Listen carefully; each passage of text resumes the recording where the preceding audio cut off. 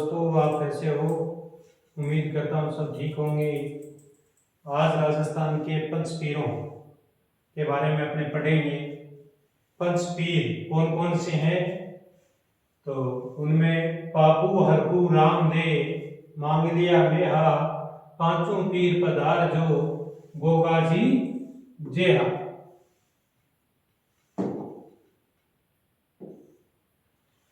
ये सूत्र है। इस सूत्र के माध्यम से अपने को पूरा याद करना बहुत ही शानदार है। इन एक सूत्र के माध्यम से पांचों पीरों के नाम है याद हो जाएंगे। कंफ्यूज होने का चांस बहुत कम है होगा। रामदेव जी, पांच पीरों में पीरों के पीर रामदेव जी के बारे में आज अपने पढ़ेंगे। रामदेव जी का जन्म उंडू काश्मीर में हुआ। उंडू काश्मीर नामक जो स्थान है वो शिव तहसील बाड़मेर जिले के अंदर है। वहां पे इनका जन्म हुआ। तंवर वंश था। तंवर वंश के अजमाल जी और माता मेणा देवी के घर इनका जन्म हुआ। प्रतीक रूप में रामदेव जी के पगलिए पूजे जाते हैं। अमरकोट के दलजी सोडा की पुत्री नेतल दे के साथ रामदेव जी का विवाह हुआ। कृष्ण के अवतार माने जाते हैं। कामड़िया पंथ चलाया, यानी अपने भक्तों के लिए एक पंथ चलाया रामदेव जी ने, बहुत इंपॉर्टेंट है कामड़िया पंथ। डालीबाई रामदेव जी की धर्म बहन थी और डालीबाई ने रामदेव जी ने जो जीव समाधि ली थी उससे एक दिन पहले जीवित समाधि ली। महिलाओं द्वारा तेरह ताली नृत्य बहुत प्रसिद्ध है।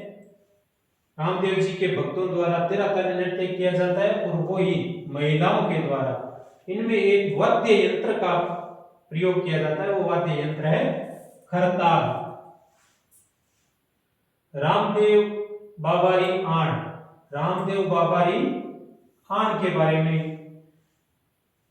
यह है कि रामदेव जी की जो कोई विवादित प्रश्न बन जाता है तो उन्हें सच्चाई जानने के लिए रामदेव जी की शपथ या सौगंध दी जाती है, उसी को रामदेव बाबारी आण के नाम से जाना जाता है। जम्मा, रात्रि में रामदेव जी का जो जागरण लगता है, हर देवी देवताओं के जागरण लगते हैं, तो उसी प्रकार रामदेव जी का जो जागरण लगता है उसको जम्मा कहते हैं। बाबारी बीज, बहुत इंपॉर्टेंट प्रश्न है। बाबारी बीज भाद्रपद शुक्ल पक्ष की द्वितीया भादवे सुदी दूज को रामदेव जी का जन्म हुआ और उसी तिथि को बाबारी बीज के नाम से जाना जाता है। गुरु थे बालीनाथ जी। नेजा, नेजा पांच रंगों की ध्वजा, रामदेव जी की जो पांच रंगों की ध्वजा होती है उसको नेजा कहा जाता है। 24 बाणियां रामदेव जी की रचना है। 24 बाणियां प्रमुख रचना पोकरण के क्रूर राक्षस, पोकरण के नजदीक यानी पोकरण के निकट एक स्थान है और उस स्थान का नाम है, याद रखना है, सातलमेर। उस सातलमेर में एक भैरव नामक तांत्रिक या राक्षस रहता था, उसका रामदेव जी ने वध किया। राम पोकरण को इस सातलमेर के निकट राक्षस का वध करने के बाद में अपनी भतीजी के शादी के अंदर रामदेव जी ने पोकरण को दहेज में दे दिया था। दहेज में देने के बाद रामदेव जी ने नया गांव बसाया, उसका नाम रुणेचा था। रुणेचा रामदेवरा एक ही नाम है, कंफ्यूज होने वाली बात नहीं है, दोनों एक ही नाम है। ये रामदेव जी द्वारा बसाया हुआ गांव है। मेले की प्रमुख विशेषता या मुख्य विशेषता सांप्रदायिक सद्भावना। रामदेव जी के मेले की प्रमुख विशेषता है सांप्रदायिक सद्भावना। हिंदू और मुस्लिम दोनों जाति के लोग इस मेले में अपनी हाजिरी लगाते हैं। भाद्रपद शुक्ल द्वितीया से लेकर के भाद्रपद शुक्ल एकादशी तक, यानी दोनों तिथियों का महत्व है।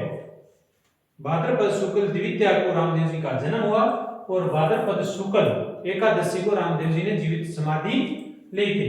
इसीलिए भाद्रपद शुक्ल द्वितीया से लेकर के भाद्रपद शुक्ल एकादशी तक रामदेव जी का मेला लगता है। 1458 में भाद्रपद शुक्ल एकादशी को जीव समाधि ली और वो एक सरोवर है, उसका नाम है राम सरोवर, उसकी पाल के पास। राजस्थान के सभी लोक देवताओं में सबसे लंबा जो लोकगीत है वो रामदेव जी का है, यानी सबसे लंबा लोकगीत किस लोक देवता का है, तो रामदेव जी का है। रीखिया रामदेव जी के मेघवाल जाति की जो भगत है उन भक्तों को रीखिया कहते हैं। जम्मा रात्रि जागरण को जम्मा कहते हैं। पीरों के पीर पंचपीपली नामक स्थान का नाम है ये पंचपीपली। इस स्थान पे 5 पीर आए थे मक्का से चल के आए रामदेव जी की परीक्षा लेने के लिए, और उस परीक्षा में रामदेव जी सफल हुए, और सफल होने के बाद उन 5 पीरों ने रामदेव जी को ही पीरों के पीर उपाधि से विभूषित किया, यानी पीरों के पीर रामदेव। तो आज के स्तर में इतना ही। पढ़ते रहिए आनंद से, अपने लक्ष्य की ओर बढ़ते रहिए। फिर मिलते हैं एक न्यू टॉपिक के साथ। धन्यवाद।